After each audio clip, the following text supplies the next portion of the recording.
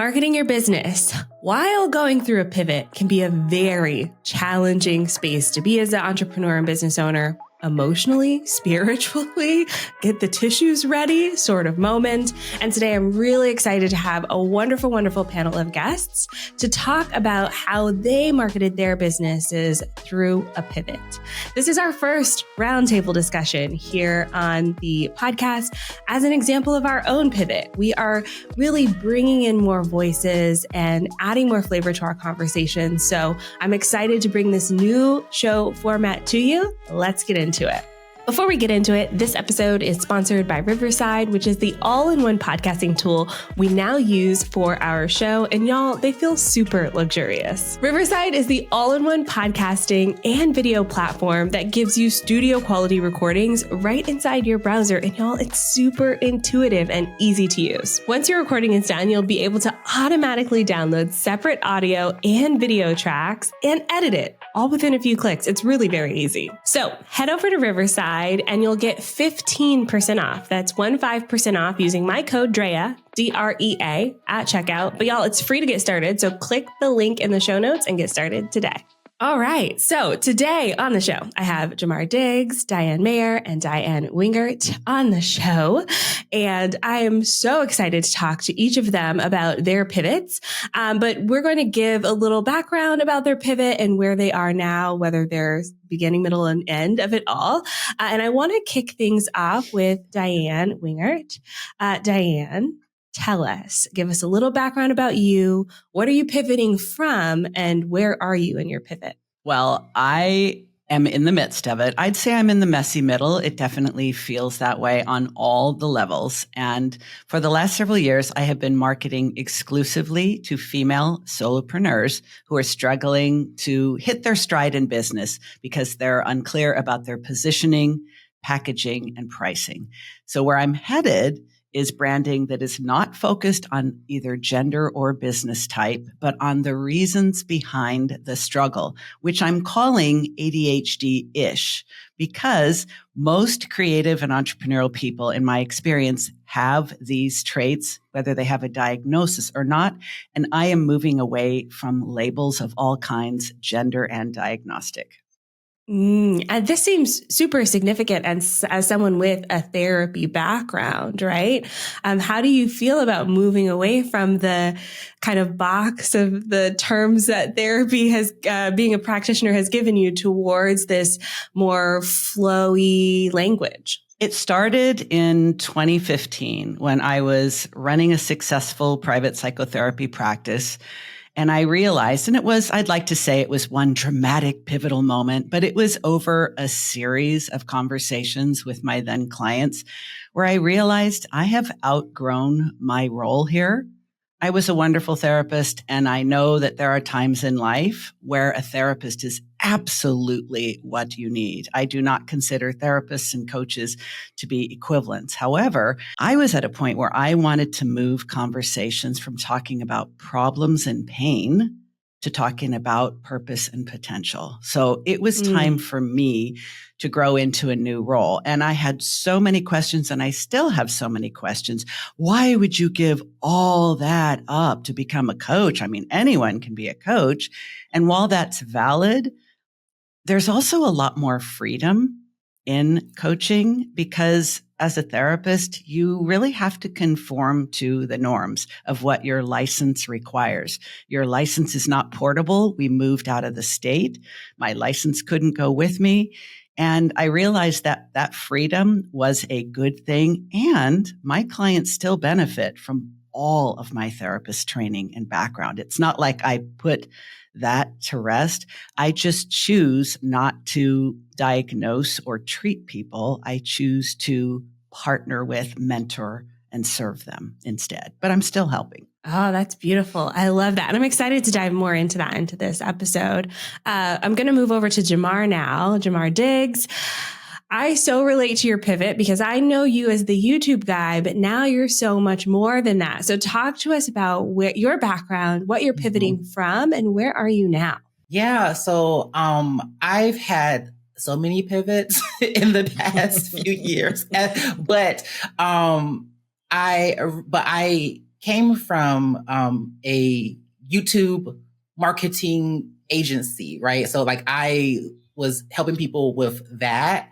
And then I decided to really pivot over into solo consulting. I love strategy. I really love helping my clients really identify the strategy that they can leverage with YouTube, but also more than YouTube, and really seeing their marketing strategy as that, a marketing strategy, a holistic and integrated marketing approach that just specializing in YouTube just isn't able to like do. And I found myself being labeled as the YouTube guy, which I do not mind that, but I wanted to call in people that saw YouTube as an integrated part of their marketing. And so I kind of branded this like phrase of like low lift marketing, right? And so we're like leveraging YouTube in these different ways as a part of your marketing strategy and how it can just integrate and really help elevate like your business goals that you have. So I really wanted to try to make sure that I was calling in people who were interested in leveraging marketing to elevate marketing, to elevate their business goals, right? What are your marketing objectives and how marketing and sales work together? And I wanted to find people that really understood that. And so that's kind of where I am now. Yeah. And that's the thing that stood out to me about your pivot is this low lift marketing shift from YouTube to low lift marketing. I instantly understand how you're different from the other YouTube strategists out there who really seem to focus on more like influencer marketing versus creating content as a business owner. Would you agree? Oh my gosh, yes. That's one of the things that I love that makes me stand out. Like, it's like one of the things that, because I focus specifically with business owners, like I do not work with any creators or influencers. I don't even work with business owners who want to be creators, which is like, I mean, it's not that like, I'm like, I'll never work with you, but I love using YouTube or using marketing as a tool to get more clients, right? As a tool to get people into your marketing ecosystem. And I love that the low lift marketing like verbiage is really resonating with people, because you're right. When I was just talking about YouTube and giving these tips and, you know, all of the things, I would always get that question where it's like, oh, but do you work with like business owners? And I was like, yeah, girl, I sure do. Right. And so it was not enough to just talk about YouTube. And so, and I was doing like a little bit of, actually, no, I wasn't. I was teaching about YouTube for business, but, you know, with people that just see you for a little blip of a second, you know, sometimes it's hard to retain certain things. But when you understand low lift marketing and when you identify with making marketing more like less complex and more integrated with your business goals, you're like, now, how do you do that with YouTube? What are you doing? Like, what are those parts? It really helped me create more conversations and really get down to the core of what business owners really wanted to achieve with their marketing. Yes, I love that messaging shift. Totally relate to it. So aligned with the messaging shift we're making in our business as well. And I can't wait to dive into that. But last, but not least, Diane Mayor, I'm really excited to talk about your pivot, specifically with your podcast, but also seeing echoes of it in your entire business. So tell us, give us the background. What are you pivoting from and where are you now? Yeah, so I'm predominantly pivoting a piece of my essentially marketing, but a piece of my business strategy. So I had Coffee and Converse for 3.5 years or 255 episodes. And it was a weekly mix of solo and guest episodes. And I have pivoted into a daily show, which is really geared to giving you one strategic idea to think about every single day in your business. What I was finding was because I'd been in Coffee and Converse for so long, I had grown up in my business, but also my listener had grown up in their business. And so it wasn't really a space to bring a framework anymore. And I wasn't getting enough juicy ideas. And what I really wanted to facilitate was my busy, ideal listener who didn't have time for CEO time, but still wanted to be strategic in their business. So the 5-Minute Strategist was born, but I will say it was born incredibly slowly. So the idea of it happening was probably 9 months before it actually happened. And as of recording this, it's been about 2 weeks. So I'm still in that very freshly pivoted space versus the other two. So it's all very fresh for me. Yes. And I'm curious, as someone who is a business strategist, how has this pivot changed your business model at all? Because it sounds like it's moving towards you really sitting in the expert seat, because the 5-minute convos is all you, whereas before you had other voices on the show. It's all me, and it's all me every single day. Like, you don't get to have an off day, right? So for me, I think as a business strategist, when I think of a pivot, I need to see the entire picture first. And I think that's why it took me so long from something isn't sitting here and we need to get somewhere else to figuring out what that something else was. And I think this is one of the problems we see with pivots is people think, oh, I'm going to pivot. And the next day they've pivoted. And you're like, probably going to have some regrets there. So for me, I really wanted to see, where does my podcast fit into the ecosystem? And then where am I driving that to? What does my offer look like? How does my podcast idea support that? And then where am I driving people to my podcast? Where do people come to my podcast and where do they go next? Like, what does the whole customer journey look like before I decided on anything? The concept, the name, the cover art, like all the stuff you actually think about came last. All the strategy came first. Yeah. Okay. This is such a good transition into my next question, which is for everyone. Thank you for teeing me up. So, for a little bit of context, this is part 3 in our series. So if y'all have been listening with me here, you know that mindful marketing is a domain name that I've owned since 2020. So 4 years I have having this pivot idea in the back of my head, and I never could quite figure out how to make it work in my business model. And that's what I'm hearing with each of these pivots, is that the shift that we're making, whether it's in our marketing or in our business, really aligns with a larger plan. And it has to align with a larger plan in order for it to make sense. Otherwise, we're just adding more work to our plate for funsies. So I'm curious, what was your plan for this pivot, and you already answered how long it took, but I'm curious about some of the steps along the way. And I'll throw this back to you, Diane Mayor, first, to talk more about like that pivot plan, because you said it took 9 months. So what are you doing in these 9 months? I mean, to be clear, I wasn't planning for 9 months. I think I had the idea I was trying to think about what to do for my 3-year episode. And I realized, okay, I have no ideas, and I'm an ideas person. And immediately to me, I was like, something is off. So now I need to try and figure out what that is. And so initially I thought, maybe I'll just pivot into a whole new show in 3 months' time. And the more I dug into it, the less clear I was on the actual idea. What was I trying to achieve? So where did it fit? What was it supposed to do? My offers needed to be updated. My branding needed to be updated. Everything I thought about added something to it. And so I think my plan was probably very market research heavy at the beginning. I had some ideas of where I wanted it to go. And so I was asking listeners, I was asking peers, I was chatting in communities. I had some ideas where people were just I have no idea what you're talking about. I was okay, not that concept. So I think a lot of it was those initial steps that we like to gloss over. And then I would say I probably made the call only in December, and we're now in March. So I knew what the concept was, but then I didn't have a name. I knew I wanted to update my branding. So that had to happen before the podcast could happen. And so the last kind of 3-4 months is the real plan. Whereas I would say the first few were more the concept and the idea sitting at the back of my head, kind of like yours has sat there for a while. It just needs to percolate for a while. Yeah. Yeah. And it sounds like there was a key moment for you too, after having conversations where things really clicked into place.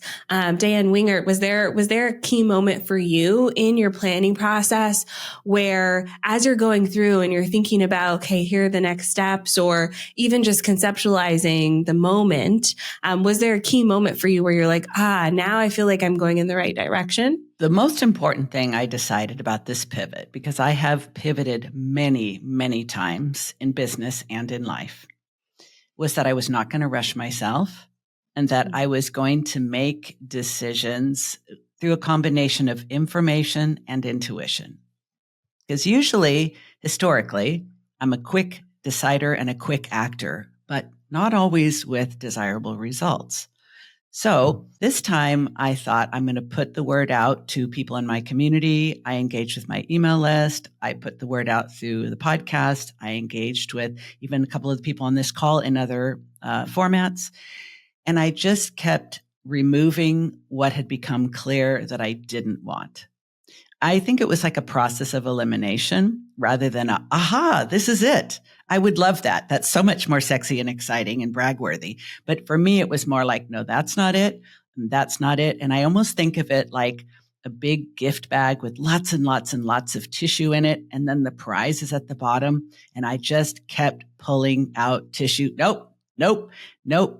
And I started getting honed in. And I started issuing messages that were more aligned with where I thought I was going as little trial balloons.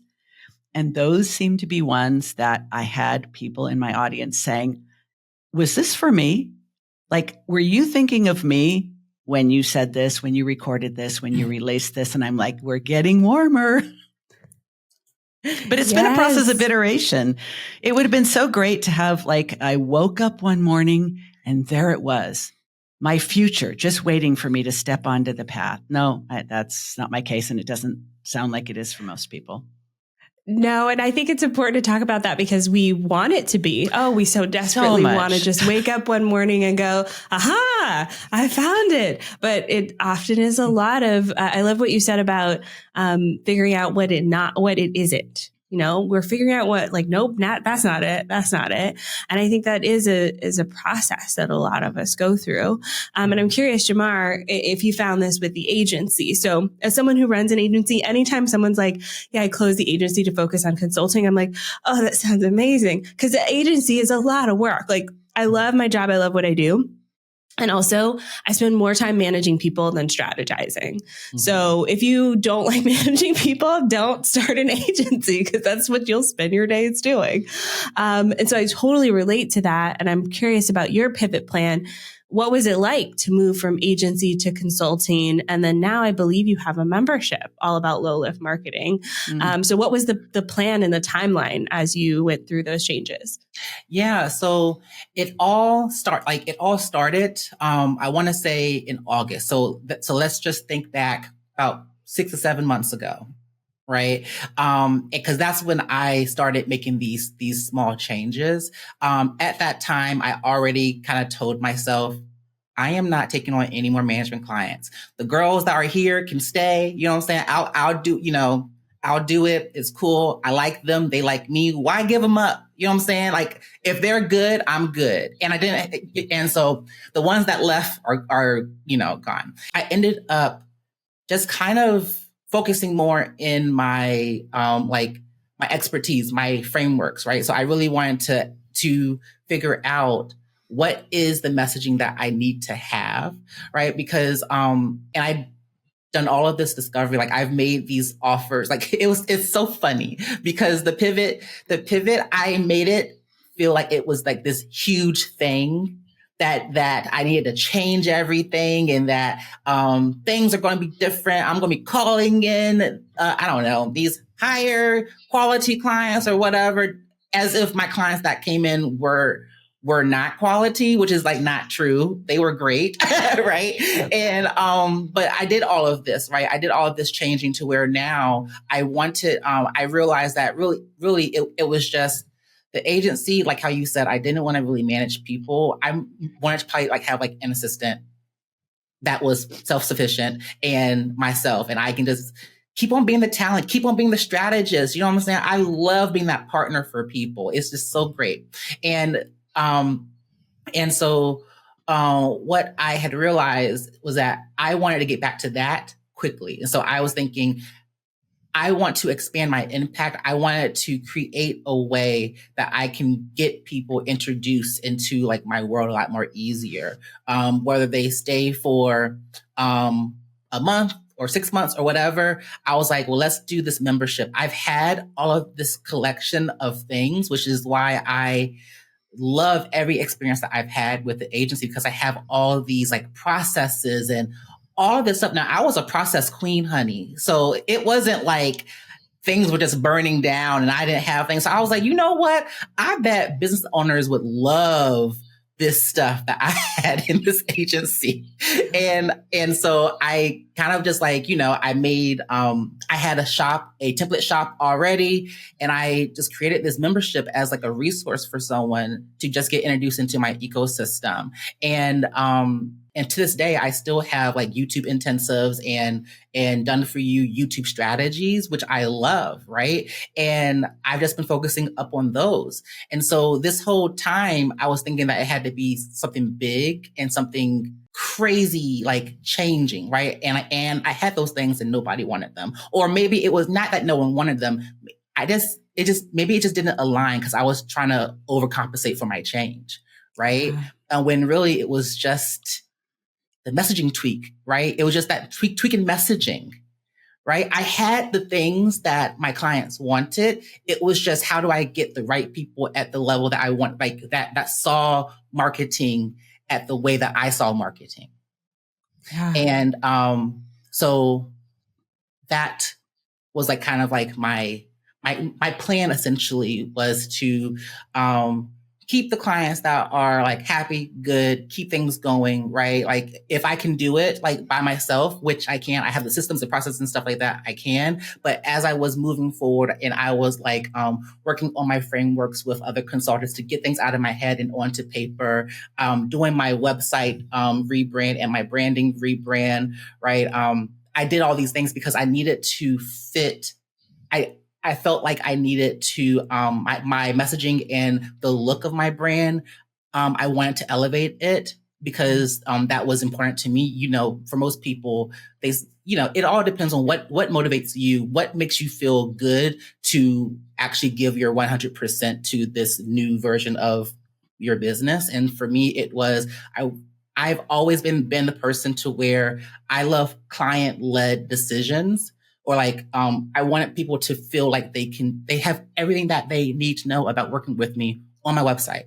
We don't got to be talking in the DMs all the time. I mean, my God, right? And so for me to feel really good about this transition, I needed to have my website up to date with the new messaging and branding to make people feel like they knew what they were getting from me. Yes. That's something I've noticed with all of us is that there, like in the entire pivot process, there's been a lot of communication, not only with like internally with ourselves as we're discovering what this new pivot is, but also with the people who were taking along on the pivot, right? Every single one of you have talked about, talking to clients and customers, sharing new offers with your people, teasing things out a little bit to see how they resonate. And I think that's an important thing to do as we're going through this, because it can be very easy to have the best idea in your head and then spend all this time crafting it and just push out to the world and realize this isn't what people needed or wanted. And so I love that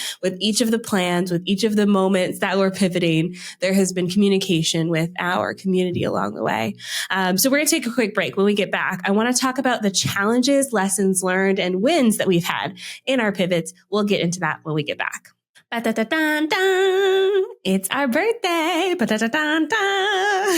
And I'm hosting a birthday party. So OnlineDrea is celebrating 10 years of business. I cannot believe I started this business in March 2014. And here we are 10 years later with this birthday celebration. I am doing a 10-day super sale. And I'm not talking about like a little 10% off here, a little 20% off there. No, ma'am. We are doing 50% off select of offers throughout this 10-day birthday sale. But the catch, the kicker, is you have to be signed up to our email list to get the offers that are coming out every day. So you can sign up by going to onlinedrea.com/birthday. So onlinedrea.com/birthday. Sign up, put your little email address in there, and then every day of the sale, I'm going to email you what's on sale for that day. And you only have 24 hours to grab that offer, and away you go.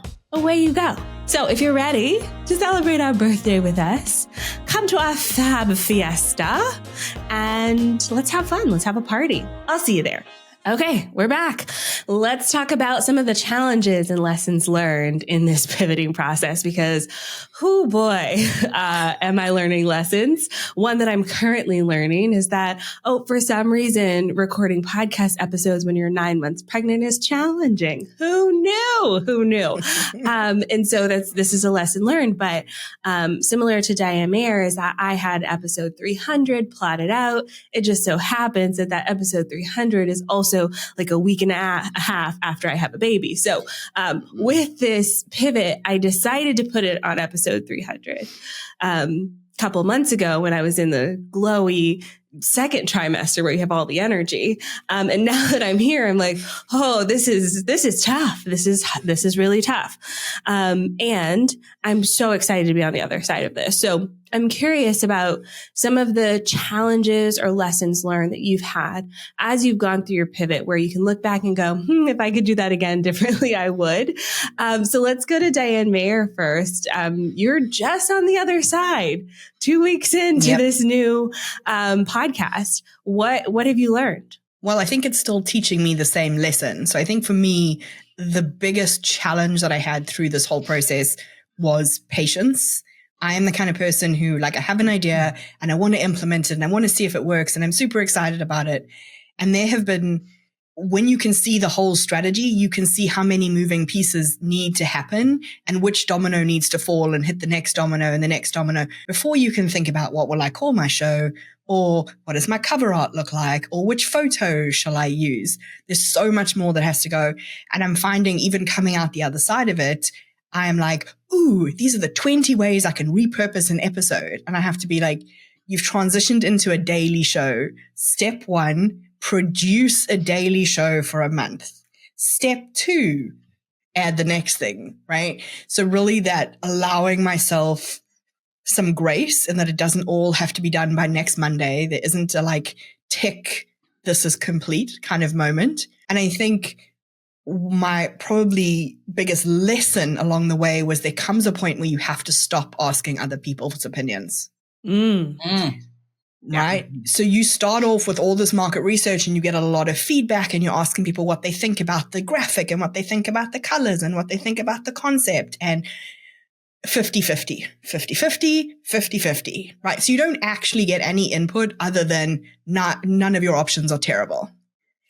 But there comes a point where you have to make a decision and understand that nothing is permanent, but put it out there, get some data, and then you can adjust based on data, not on your best business mate's opinion of, which photo you've used in your cover art, right? How do we know? Lots of input. How do we know when that moment is?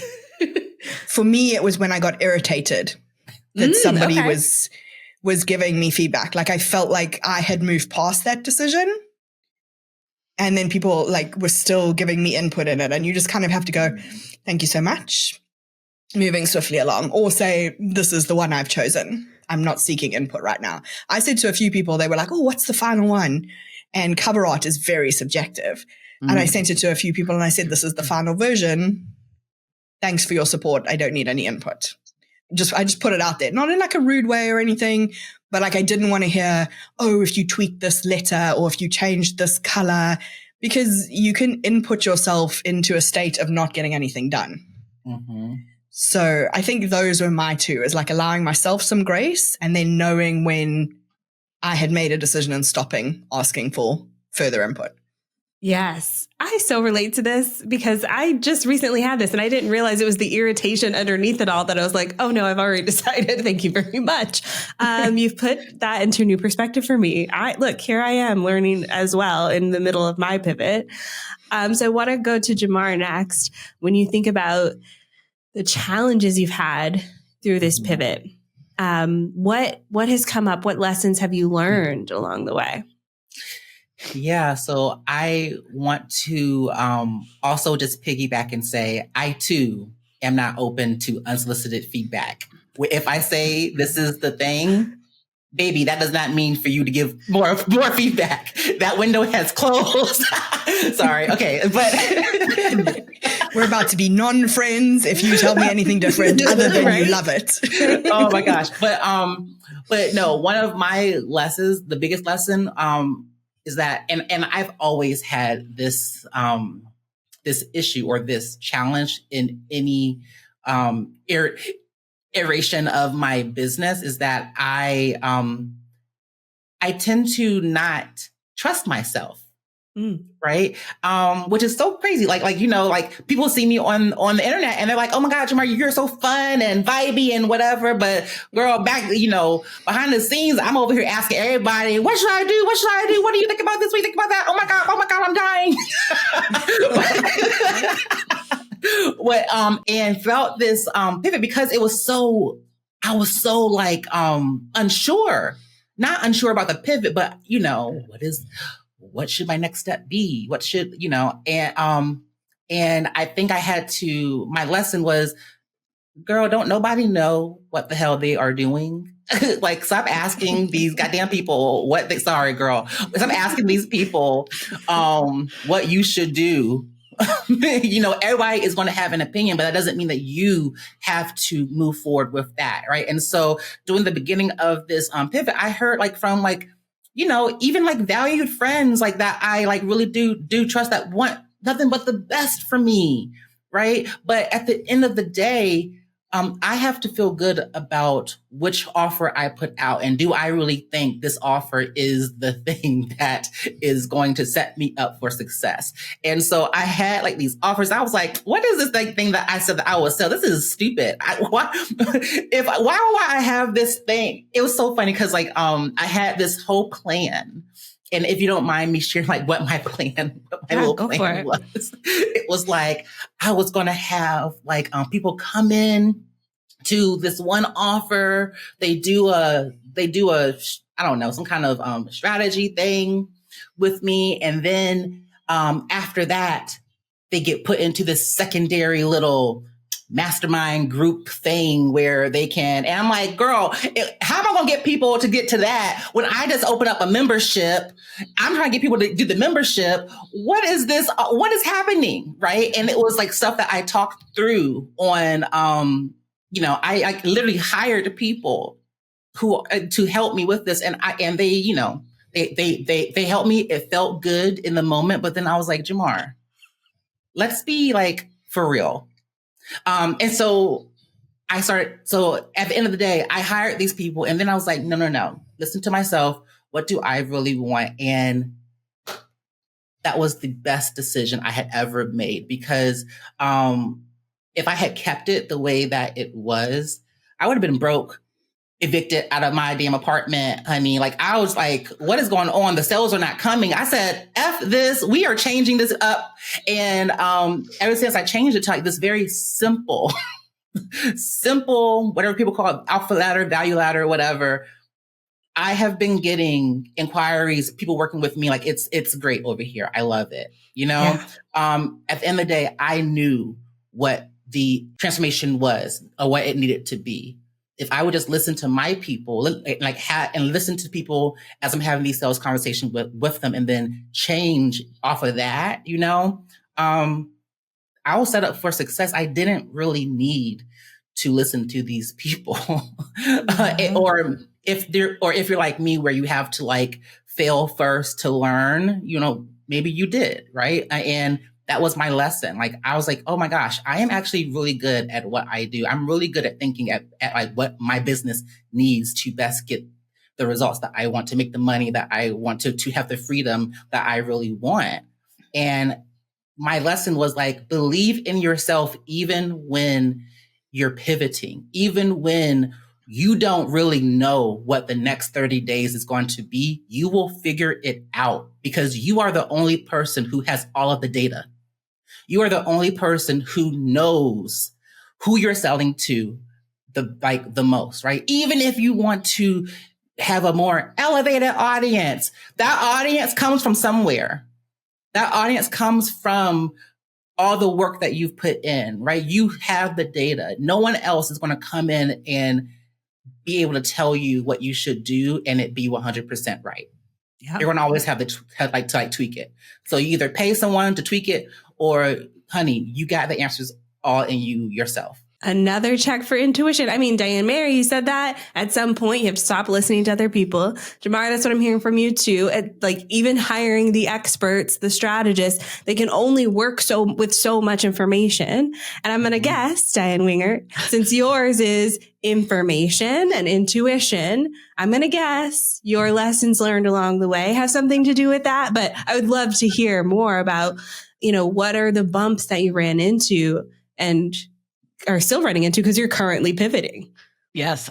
You see my head nodding continuously. I'm literally giving myself whiplash here because every single thing that the other Diane and Jamar have been saying is exactly my experience. I am not a patient person by nature. I'm also not a person who typically asks other people what I should do. But going through a pivot, it really gets you in touch with what I think all human beings experience during any time of transition in life, not just business, fear, uncertainty, and doubt. I did a podcast episode on this and I called it FUD, fear, uncertainty, and doubt, because you're in a change process. You know you want to change. You've made the decision to change, but that's the easy part. The mechanics of it, how long it's going to take, how it's going to look at the end, we don't know. And we can get maybe some guidance, maybe some support, maybe some accountability partnership from other people. But at the end of the day, it's going to take how long it takes. It's going to be as painful as it needs to be. It is your own personal evolution. And I think most of us, I would 100% agree with actually both of the other guests. You kind of have to get to a point where you are so sick of yourself that it just somehow breaks you through to what you've probably always known deep down, but you haven't quite accessed yet. And part of the problem, as Jamar said, is that we don't think we can do this by ourselves. Like we know how we got to where we are, but how do we get to the next place? Honey, you've been getting from one place to the next your whole damn life. This is not new. Like you have done every single thing for the first time at some time, and you had fear, uncertainty, and doubt. So I really had to take a much bigger dose of my own freaking medicine because I am so good at helping other people through transitions. Sometimes I would send out some information and then people would talk. And then I realized that is not helpful because you either weren't ready to hear it or you just thought, well, I've been talking about it to myself. I better say something. And then they're like, oh, when's it going to happen? And I'm like, whoa, back off. Well, why did you engage them if you don't want to hear it? And it's kind of like, I think so much of this is our own discomfort with tolerating uncertainty, with tolerating things that aren't firm. It's like, I've been practicing meditation for many, many years, and I really had to double down on my meditation practice because that more than any other thing in my life has helped me not get comfortable with, to be clear, tolerate my own experience of being in what I call the in-between. I'm not where I was. I'm not where I'm going. I'm in the in-between. I don't know how long I'm going to be here, but I have been here so many times. I went from being a therapist to being a coach. I went from being married to divorce. I went from being a single mom to remarrying at 50. Like I've been through many transitions, and this is just the latest one. And so I think, as Jamar said, you get to the point where you realize, I know. And I feel like it's right around the corner. Yeah. I think that period of knowing is also challenging. As someone who's also not a patient person, the second I knew where I was going, I wanted it to happen immediately. Like, why aren't we there already? And that to me is actually just as uncomfortable as not knowing where to go. So I relate to everything that everyone is saying. And this is why I wanted to have this conversation, because I feel like there are a lot of business owners, and especially in marketing and social media, there's a glossy finish of like, here's the thing that we are releasing, or even let's pretend it's not happening while it's happening, which is where I'm currently. One of my friends texted me the other day and was like, oh, you must be feeling great. I watch all your social. I was like, oh no, that was filmed months ago. I feel terrible. So the glossy finish on social media, yep, it's there. My team's running it. It's beautiful. And the realities behind the scenes don't often match that. So I love that we talked a lot about, some of those challenges that we're all experiencing along the way. And a lot of it has to do with waiting and leaning into our intuition. But I'd also love to explore some of the wins that we've had as we're pivoting, because one of the things that I have thoroughly enjoyed about this process is once I knew where I was going, in my head, I was like, oh, this is where I was going the entire time. I just didn't know that this is where I was going the entire time. Even something simple, rebranding the podcast, to me, it's a rebrand in name only. There are some concepts like this roundtable that's different, but my beliefs about marketing and social media have actually already been here. And so that's the biggest win for me, is just simply changing the name of it, just named what I was currently already doing. And I had a new client came in. She saw my email series where I was thinking out loud about this whole pivot and shift. And she was like, as soon as I saw the word mindful marketing, I thought, this is the company I want to work with. And I was like, oh, so it helps other people understand it. And that was a huge win for me in this pivot process, was having someone confirm and, decide to work with us because of how I showed up during the process. So I'll leave this as an open question. What's a win that you've had as you are pivoting your business, your marketing, etc.? I would love to go first. I have two to share, if you don't mind. The first one is that in this whole pivot, it's been so great to get back to the things that make me really excited. Well, actually, I normally, when I had the agency, I never had time to do my own marketing, which I know, is like a faux pas. I know. But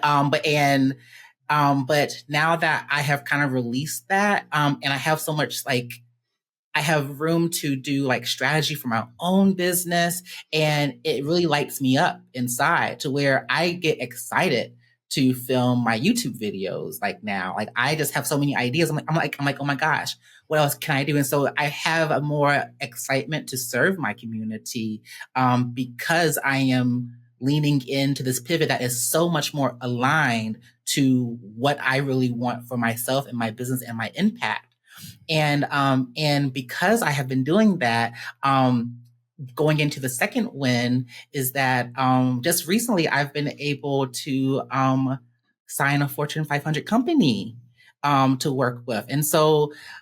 And guess when we met with them, everything that they were saying that they really wanted to move in with their marketing was, oh my gosh, everything that's in my messaging. And so it was so cool to see that all the work that I did is for those elevated brands and things like that, right? And how they wanted more of an integrated marketing approach. They're taking a more holistic approach to marketing. They want to have it be more customer centric. And I was like, oh my God, word for word in my document. This is great. I should talk about this even more. And so it was just such a win and such a great validating moment. These two things that now I'm able to, I just feel like I'm going in the right direction. Yes, beautiful. I love hearing wins. Love it. Who's next? I can go. So I think for me, and this is going to be super unsurprising coming from a business strategist, but I think because I spent so much time on the strategy that making the pivot, everything is just super clear.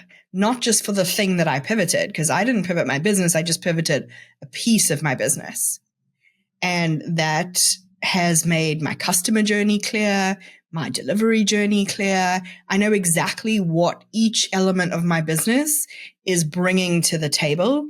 So when I have to make a decision, I can really clearly look at each element and go, how is it impacted? Does that work? Or what's the next step? How do I bring this in? So I think having spent all of that time up front, getting really clear, has really helped the rest of my business. Yes. It's helped me to see the path through my business for somebody external. Yes. No, I'm not surprised that that's your answer. It makes perfect sense to me. And I love hearing that. I think even just like early days of pivoting for me, the lack of clarity, like Diann Wingert said, is just like so uncomfy that when you finally do it and all the pieces start clicking into place, yes, there's just like a moment of relief. I love that. Diann Wingert, what are your wins as you're still pivoting? A couple of them. One is that as I was toying with, why am I only marketing to women? I work with men. I work with gender nonconforming individuals. I work with all kinds of people, but they're not going to find that out if I don't make that clear. So as I was kind of noodling on that and thinking, okay, I'm going to do this, I got a message from someone who said, I listen to your podcast. I follow your newsletter. Like I'm constantly checking out everything that you do. And would you consider working with me because I'm a man? And it was so cute because I thought, would I? So this individual turned out to be an absolute ideal client. And I thought, what a missed opportunity that he actually felt he had to apologize for being male. So I thought, I'm doing this.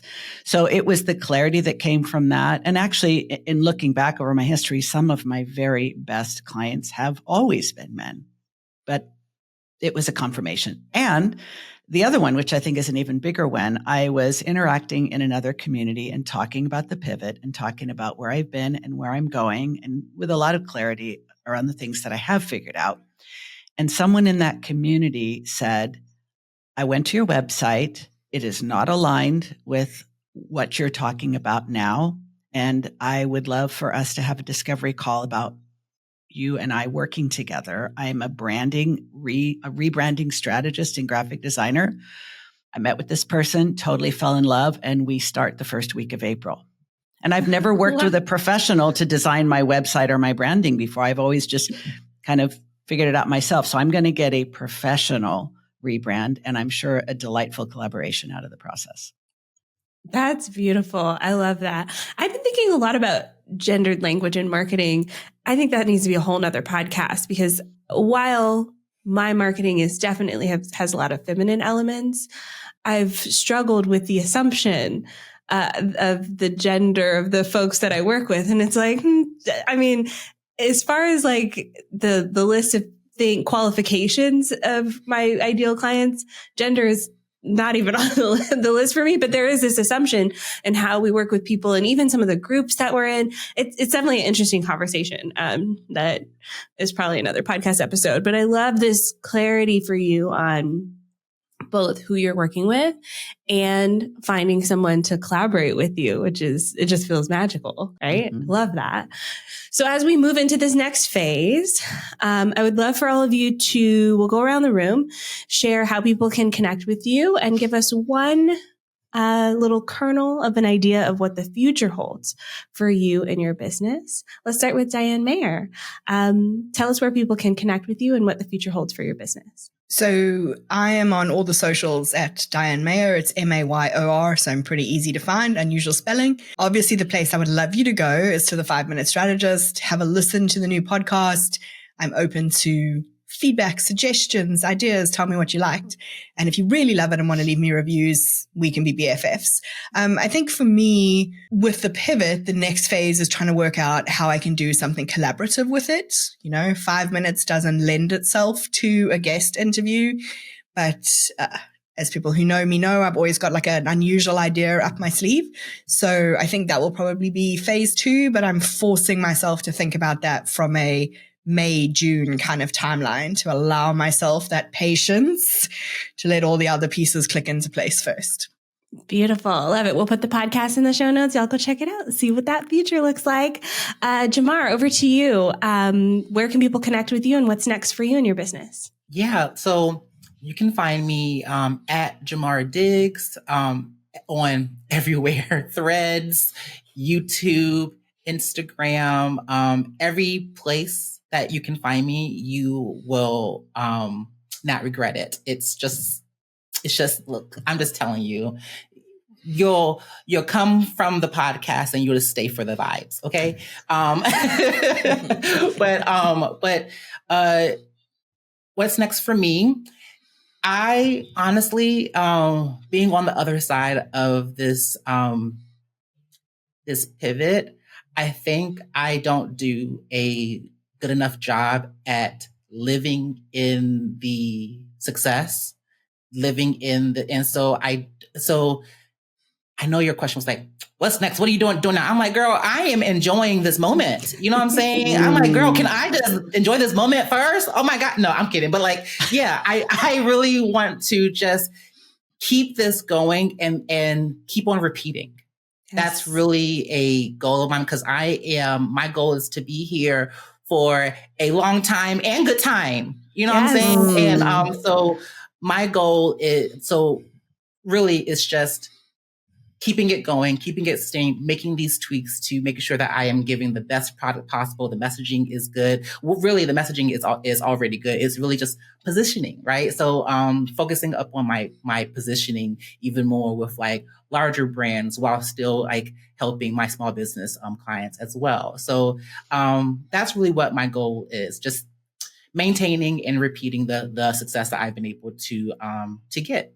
Beautiful. Love it. Diann Wingert, tell us, what does the future hold for your business? I need to get to the end of this pivot because everything is going to be changing. The podcast is changing. My signature framework is changing.